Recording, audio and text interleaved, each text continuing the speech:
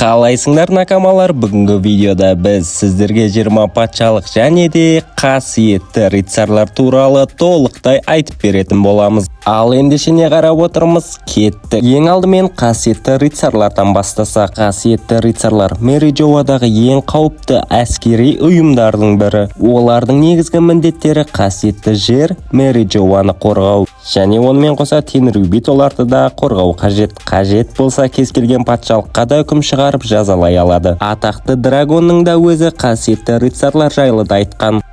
Қасиетті рыцарлар бар. Егер олар соғысқа араласса, қасиетті рыцарлар.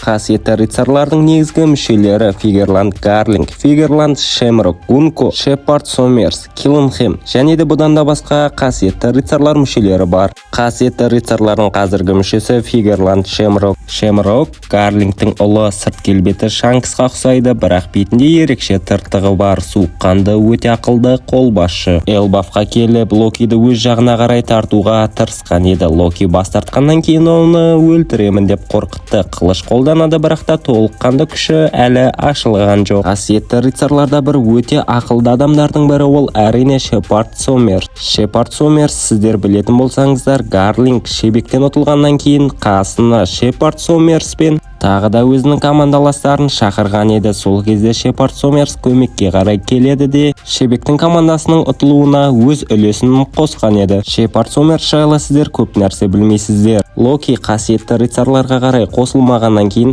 Шепард Сомерс бір айла ойлап табады. Әрмен қарай Сомерс Элбафтағы балаларды өзімен бірге алып келеді. Алып келген себебі Локиді командаға қосу. Локи мынаны қарай, егерде сен біздің командамызға қарай қосылмайтын болсаң, мына балаларды сенің көзіңше өлтіреміз деп қорқытады Локиді. Солай айтып жатқан кезде көмекке Мугивара Луфи келеді де Сомерске қарай шабуыл жасайды. Рейлидің әйеліне де шабуыл жасаған Сомерс. Годвали оқиғасында да көп нәрсені бүлдірген Сомерс. Годвали оқиғасында және де Элбафқа шабуыл жасағанда осы Сомерс. Габанмен шайқасып одан да ұтылып қалғанда Сомерс. Келесі кезекте Годвали шайқасында көп нәрсені бүлдірген де осы қасиетті рыцарлар еді. Сол кезде қасиетті рыцарлардың басты мүшесі Фигерланд Гарлинг болатын. Фигерланд Гарлинг өте жауыз. Ол шебекпен бірге бір шыққан кезде шебектің бір ударынан ұшып кеткен жалғыз адам емес. Имсама Годвалиге қарай келеді де сол кезде шебекке қарай шабуыл жасайды. Шебекті жыңға қарай айналдырады да Роджер мен Гарп шебекке қарай шабуыл жасайды. Шебек жылағаннан кейін Роджер мен Гарптан көмек сұрайды. Роджер мен Гарп біргеді де шебекке қарай шабуыл жасағаннан кейін шебек жерде жатқан кезінде қасиетті рыцарлар келеді. Қасиетті рыцарлар келгеннен кейін Гарлинг өзінің командасымен Дэвиди шебектің көзін мәңгілікке қарай құртқан болатын. Осылайша Годвали оқиғасы аяқталады. Егерде сіздерге Годвали оқиғасы қызық болса, мен сіздерге алдағы уақытта түсіндіріп беретін боламын толықтай.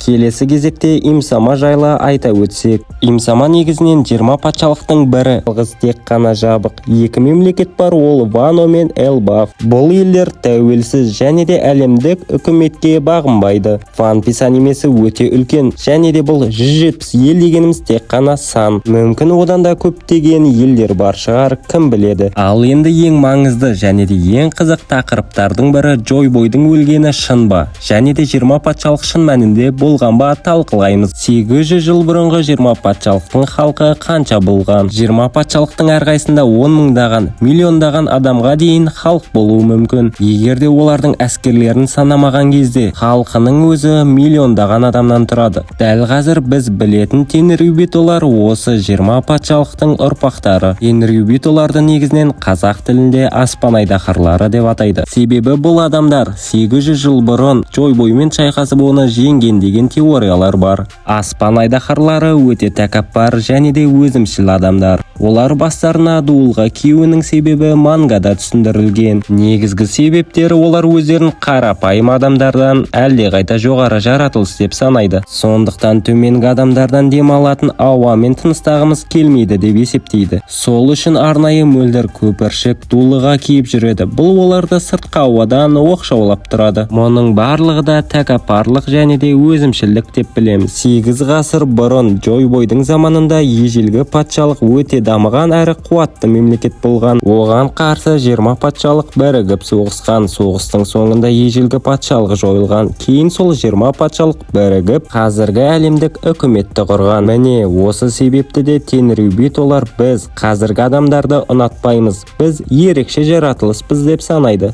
Көптеген ақпараттарға қарасақ, Джойбойдың заманы өте тыныш және де бақытты заман болған сияқты. Ал 20 патшалық билік үшін бірігіп, кейін тарихты өз пайдасына өзгерткен болуы да мүмкін. Джойбойға қарай келетін болсақ, Джойбой ежелгі патшалықпен байланысты болғаны белгілі. Ол соғыста өз мақсатына жете алмай қалған және кейін панеглифтер арқылы болашақ ұрпаққа шындық жеткізуге негіз қалдырған. Сіздер түсінген боларсыздар. 20 патшалық соғыста жеңіске жеткен, ал Джойбой жеңіліп қалған. 20 патшалық дегеніміз қанша адам? Егер де әрбір патшалықтың халқы, яғни әскерін санамағанда 1 миллион болатын болса, әскері кем дегенде 2 және де 3 миллиондай болуы мүмкін. Барлығын қосқан кезде шамамен 150-200 миллионға да жетіп қалар. 8 ғасыр бұрынғы тарих шамамен осындай. Джойбой шынымен де жеңілді ме, жоқ па? Ол жағын алдағы уақытта көре жатармыз. Бірақ та Джойбойдың қасында кім болды, ол жағын да талқылап көрейік. Имсамаға қарай қайтадан оралатын болсақ, Дэвид Шебек Имсамаға сұрақ қояды. Имсама, сен маған мынаны айтшы, сен қазір кімнен қаттырақ қорқасың? Джойбойдан ба?